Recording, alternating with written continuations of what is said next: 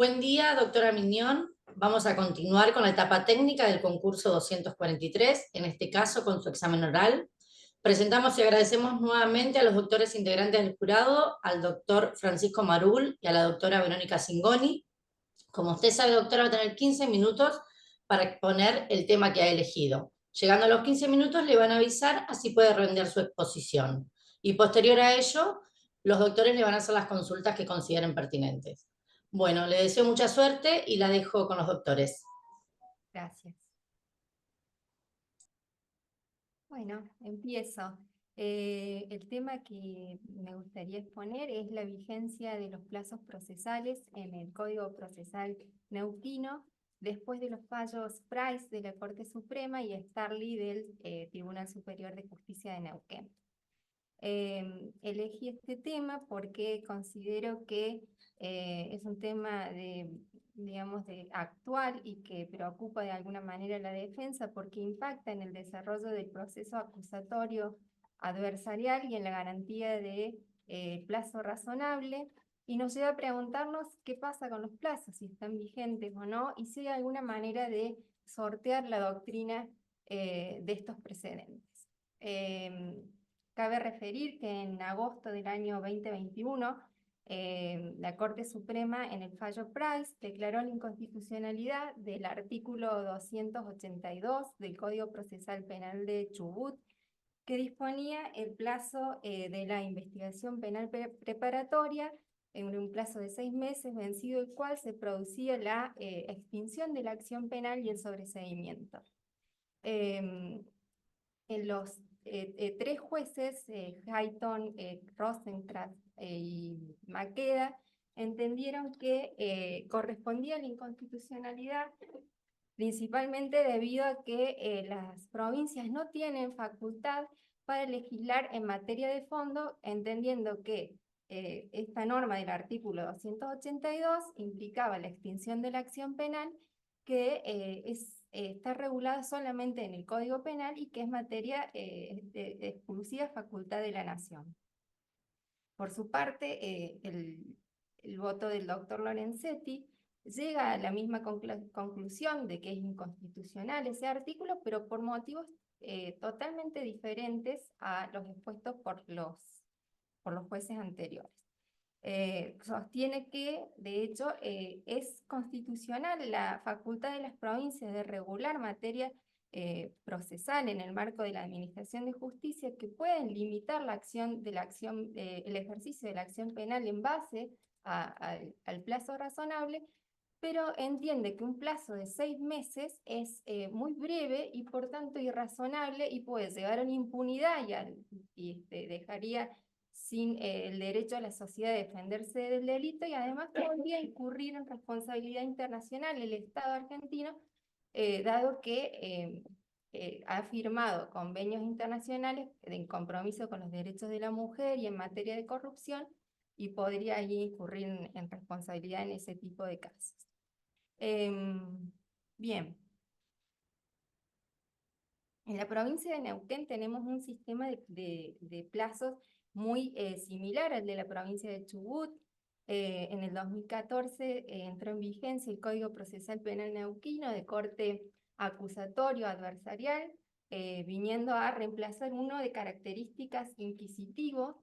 Este modelo acusatorio adversarial tiene su principal característica en que quien tiene el impulso y la responsabilidad de la acción penal es justamente el acusador, el Ministerio Público Fiscal, y además, como señala Binder, entre un modelo y otro no hay posibilidad de mixtura o de evolución de uno hacia otro, sino que son completamente distintos, y es necesario establecer en el modelo acusatorio prácticas que refuercen ese sistema, como la oralidad, la publicidad, la participación ciudadana y el control estricto del tiempo.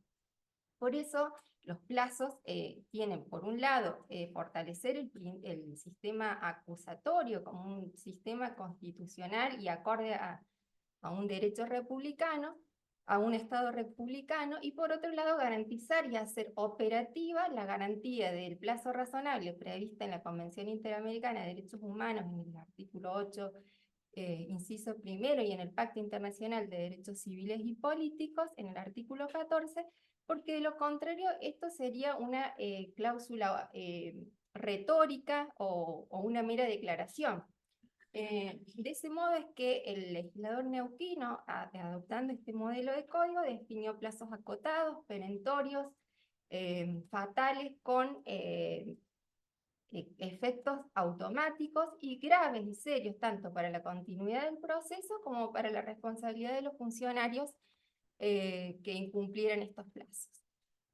Bien, en la jurisprudencia a nivel provincial, hasta septiembre del 2023, no es que la cuestión de los plazos había sido ajena al conocimiento de los de los jueces de garantía, del Tribunal de Impugnación. Incluso el mismo Tribunal Superior de Justicia se había expedido en varios casos, adoptando un criterio u otro de que los plazos estaban vigentes o no, de acuerdo a las características del caso y en una interpretación armónica de la normativa aplicable en ese caso.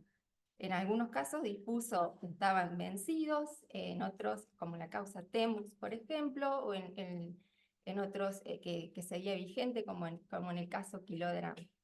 Nunca llegaron a tener la necesidad de declarar la inconstitucionalidad del plazo.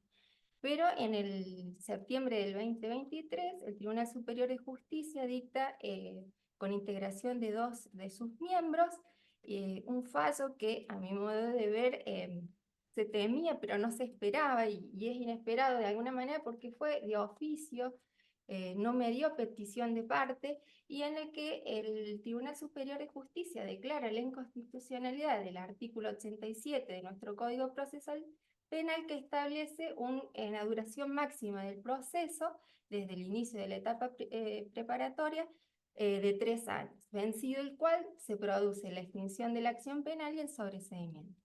El principal fundamento que se adopta que surge del voto del Tribunal Superior de Justicia es el fallo Price. No puede, dice, apartarse de este precedente, y cuando desarrollas hace referencia a que las provincias no tienen facultades para legislar en materia de extinción de la acción penal por ser una competencia exclusiva del Congreso de la Nación. Ante estos precedentes, yo creo que la defensa observa con preocupación que pudiera haber un relajamiento en los plazos procesales, principalmente por quienes tienen la obligación de el impulso y la responsabilidad de llevar a cabo la acción penal, es decir, el Ministerio Público Fiscal, ante la creencia equivocada desde mi punto de vista de que estamos ante una zona, una situación de no plazo, y de alguna manera eso preocupa a la defensa. Traigo a colación un fallo, no obstante, quiero rescatarlo, es posterior al fallo estable del Tribunal Superior de Justicia, es muy reciente, es el 6 de junio de este año, es de la 4ª circunscripción judicial, en el que el Tribunal de Impugnación confirmó la resolución del juez de garantías de que había declarado a pedido de la defensa la extinción de la acción penal y el sobreseimiento del imputado por haberse vencido el plazo del artículo 158 del Código Procesal Penal, conforme lo disponía el 160, que establece causales de sobreseimiento en el inciso 6º, justamente por por vencimiento del plazo. Tanto la resolución del juez de garantías como la del Tribunal de Impugnación son muy ricas en sus argumentos, porque no fue un caso sencillo, y a los que no me puedo remitir en detalle por el tiempo que tengo para exponer. Pero básicamente lo que resuelve el Tribunal de Impugnación es que evidentemente se habían vencido los plazos procesales, porque habían transcurrido más de 8 meses hasta que interviene el juez de garantía, y que había habido una afectación al debido proceso, porque habiendo la Fiscalía decidido formular cargos, y una vez que vence ese plazo y las prórrogas que se le habían dado con conformidad de la defensa y demás, decide archivar la causa. Una vez que la defensa advierte que los plazos están vencidos, es ahí cuando la Fiscalía solicita esta especie de prórroga de plazo, pero ya están vencidos. Entonces, ¿qué dice el Tribunal de Impugnación? Acá hay una clara afectación al debido proceso porque la Fiscalía ha subvertido el orden de los incisos del artículo 131 del Código Procesal Penal, que establece que cuando la Fiscalía ha concluido su investigación preliminar puede desestimar, archivar, aplicar un criterio de oportunidad y puede formular cargos, iniciando de esa manera todo lo que es el control jurisdiccional, y se activan todos los mecanismos de control propios de la etapa preparatoria. Entonces, habiendo decidido formular cargos, vencido el plazo, decide archivar cuando no era la opción prevista en el código, y además podía pedir una prórroga del plazo para investigar porque todavía le quedaban 2 meses más, o al menos intentar, porque tenía sus complejidades el caso, que el tribunal declarara, o el juez de garantía declarara esta causa como compleja, y así se duplicaban todos los plazos. En esa instancia la Fiscalía y la querella, porque tenía querella institucional, plantean la inconstitucionalidad del plazo del 158, y el juez el Tribunal de Impugnación, por unanimidad, no hace lugar, y es muy extenso el fallo, pero básicamente lo que dice el Tribunal de Impugnación es que no se advierte, ni las partes le advierten a los jueces, cómo es que la norma del 158 está en conflicto con la garantía de tutela judicial efectiva y con las competencias delegadas a la Nación, porque es un plazo que, interpretado armónicamente con el resto de los artículos del Código, tranquilamente permitía concretar una investigación y no afectar el derecho de la tutela judicial efectiva, o ir a la víctima y demás. En todo caso, dice, es la actuación del Ministerio Público Fiscal la que ha estado, digamos, de alguna manera en conflicto con esos derechos. Bueno, finalmente, y a modo de conclusión, para responder a la pregunta acerca de la vigencia de los plazos, yo entiendo que la defensa penal pública debe reivindicar la vigencia de las normas que regulan los plazos, debe pedir la extinción de la acción penal y el sobreseimiento, en primer lugar porque la norma no ha sido derogada, como se está viendo ahora en la provincia de Chubut. Creo que ya está aprobada, no sé si entró en vigencia, una modificación a los plazos. La nuestra está vigente. En segundo lugar, es cierto que no podemos ignorar el fallo Price y el fallo Starley, pero los jueces, los tribunales inferiores se pueden apartar de esta doctrina siempre y cuando aporten nuevos argumentos, tal como lo ha sostenido la misma Corte. Esos argumentos entiendo yo que deben estar basados principalmente en las mismas críticas que se ha hecho el fallo Price, la doctora Ángela Ledesma, la doctora Carolina Ahumada, la doctora Lorenzo, han hecho una extensa crítica que yo la resumo brevemente, y que tiene que ver con que es un fallo que carece de la comunidad sustancial en los argumentos. Es un fallo que confunde prescripción y plazo razonable. Es un fallo que no hace alusión a los hechos del caso. Entonces dice la doctora Ángela Ledesma y la doctora Carolina Ahumada, si es un caso en el que no está resuelto en base a hechos, podemos de alguna manera tenerlo como precedente. Y esto de alguna manera en el análisis del Tribunal de Impugnación, justamente los jueces hacen un análisis, no hay igualdad de hechos, dice, acá se afectó la garantía del plazo razonable, del debido proceso, no hay igualdad de norma, y bueno, a partir de ese análisis uno puede apartarse. Por otra parte, y ya finalizando, una situación de plazos indefinidos atenta gravemente contra el sistema acusatorio, contra el debido proceso y contra la garantía del plazo razonable. Y en este sentido quiero decir que, porque lo vemos en la gente que acude a la defensa pública, que el plazo que está sometido a proceso, ese tiempo, no es un tiempo inocuo para la persona, porque lo sufre, es un proceso altamente estigmatizante que la persona lo vive con incertidumbre y necesita tener alguna certeza de que esa situación se va a resolver para bien o para mal y hace a su dignidad de persona también.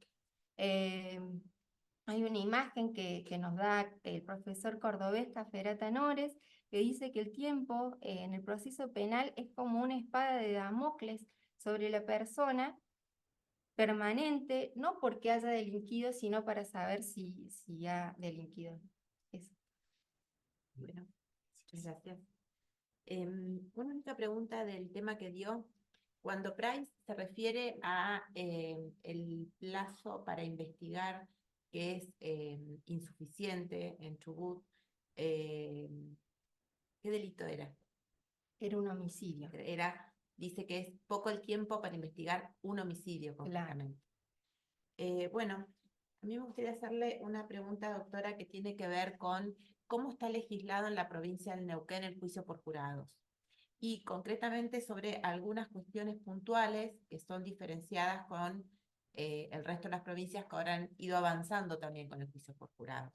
Competencia, recusación sin causa y mayorías. Si en esos 3 puntos usted puede expedirse y también emitir alguna crítica, alguna opinión, alguna comparación. Bien. Con respecto a la competencia, el Código Procesal Penal de la provincia de Neuquén establece que la competencia la fija el Ministerio Público Fiscal en aquellos delitos cometidos en perjuicio que afecten a la integridad de la persona y que delitos de carácter sexual, donde estima que va a pedir una pena superior a los 15 años. No está regulado en nuestro Código Procesal Penal como un derecho o una garantía del imputado y por ende no puede disponer el imputado o reclamar ser juzgado por un juicio distinto al que pide el Ministerio Público Fiscal. Esto se estableció también en el fallo Canales a raíz de una impugnación que llega a la Corte Suprema de Justicia, justamente donde se plantea que el juicio por jurado es un derecho que puede ser renunciable por parte del imputado, y la Corte ahí entiende que no hay una inconstitucionalidad y que el legislador neuquino, en el uso de sus facultades, ha podido legislar el tema de la competencia en ese sentido. Entiendo que se puede seguir dando pelea a esa competencia si no estamos de acuerdo, porque hay doctrina que entiende que es una facultad, un derecho del imputado y que esto se derivaría de alguna manera del artículo 24 de la Constitución Nacional, porque ahí está legislado, se prevé el juicio por jurados y está dentro de lo que serían las declaraciones de derechos y garantías. Con respecto a la segunda pregunta tiene que ver a cómo tenemos legislado en Neuquén la recusación sin causa. Bien, ahí se ha hecho otra crítica importante de las partes porque, bueno, la recusación justamente tiene que ver con garantizar un jurado imparcial y de alguna manera hay quienes dicen que más que una audiencia, la de selección de jurado, de seleccionar, es de seleccionar a aquellos jurados que las partes entienden que pueden incurrir en alguna en algún prejuicio, en alguna imparcialidad. Lo que las partes tienen la facultad de legislar con causa a un jurado, pueden con causa no hay un límite, pero sin causa tienen la posibilidad de recursar cada parte a un solo jurado. Y esto se entiende como que limita de alguna manera el derecho a poder elegir un juzgado imparcial, porque además está previsto, si hubiera varios defensores y varios imputados, solamente un jurado podrían recusar. Y en ese sentido, sería bueno también, ante una eventual reforma o planteos, de que uno pueda de alguna manera, sin necesidad de expresar en la audiencia por qué cree que su jurado podría llegar a ser imparcial, poder sacarlo recusándolo sin causa. Así que sería deseable mayor cantidad. En un juicio del año pasado, de octubre, un juez de garantías acá en Neuquén, siendo 4 acusados, con 3 defensas particulares diferentes, les dio la posibilidad de una recusación por imputado. Pero bueno, se litigó y el juez lo resolvió en ese sentido, la fiscalía se opuso. Pero bueno, como que también los jueces están un poco permeables ahora a sus planteos. Y respecto de las mayorías que tiene legislada la provincia del Neuquén, ¿qué nos puede decir? Bueno, ahí entiendo que también tiene una mayoría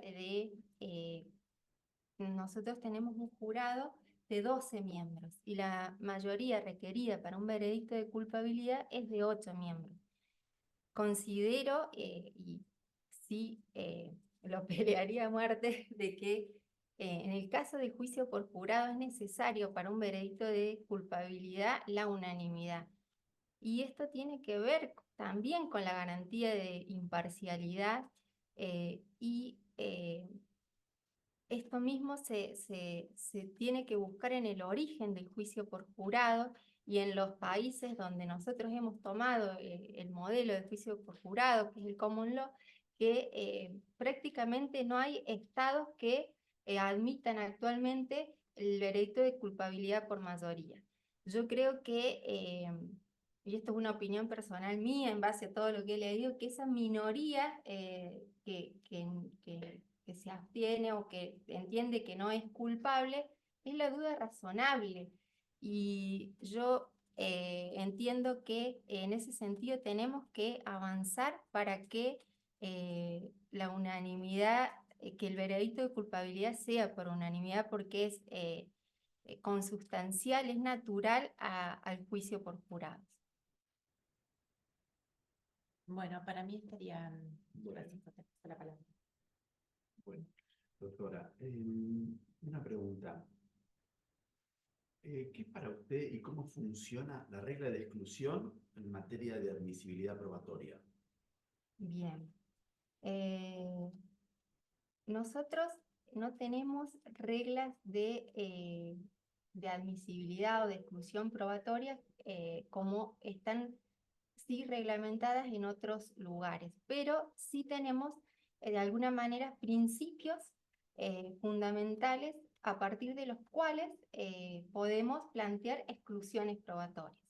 Esos principios tienen que ver con la pertinencia de la prueba, es decir, podemos solicitar la exclusión de la prueba si no está relacionada directamente con el objeto de lo que queremos probar, si es prueba sobreabundante, si es prueba, digamos, que sea adquirida en violación a las garantías y derechos fundamentales del imputado. Sobre esa me gustaría que profundicen. Bien, respecto de esta situación, lo que podemos ver son ejemplos concretos o casos concretos que algunos están legislados, otros no, y que violarían algún derecho del imputado porque se ha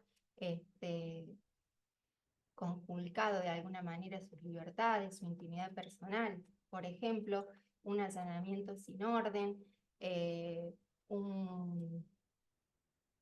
por ejemplo, que se violente también de alguna manera la imparcialidad del jurado, en el caso de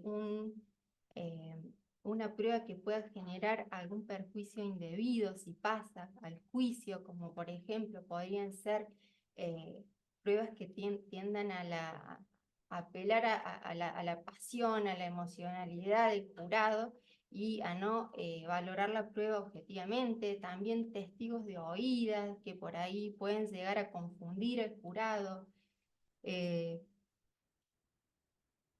Requisas sin orden. Sí. ¿Recuerda alguna jurisprudencia de la Corte Nacional respecto de esta cuestión de la regla de exclusión? La jurisprudencia del caso Benítez en la Corte Suprema de Justicia, que habla de, no sé si directamente de la exclusión, pero habla de la imposibilidad de incorporar por lectura testimonios cuando no se ha podido garantizar previamente el control por parte del imputado y por parte de la defensa esa prueba. Después, en la provincia de Neuquén, en el fallo Antilé de la tercera circunscripción de Zapala, ahí el Tribunal de Impugnación dispuso excluir una prueba en un caso que iba a ir a juicio por jurado. Eran fotografías, en el caso se investigaba la muerte de un bebé recién nacido, era un infanticidio. La imputada era una mujer. Luminé, en realidad. Ah, La Luminé, persona, claro. Luminé el hecho. Exacto. Y ahí, bueno, la defensa planteó que se opuso a la incorporación de fotos del bebé en ese momento porque entendía que iban a generar un perjuicio indebido en el jurado que iba a resolver más con la emocionalidad que con las pruebas objetivas del caso, y además había prueba que ya demostraba el fallecimiento de ese niño. Una pregunta, ¿en qué instancia del proceso entiende usted que como defensora debería plantear estas cuestiones? Bien, la instancia la mejor instancia, digamos, sería el control de acusación, donde uno lo puede hacer de manera precisa en el artículo 168. Podemos ahí litigar todo lo que es respecto a admisibilidad de la prueba.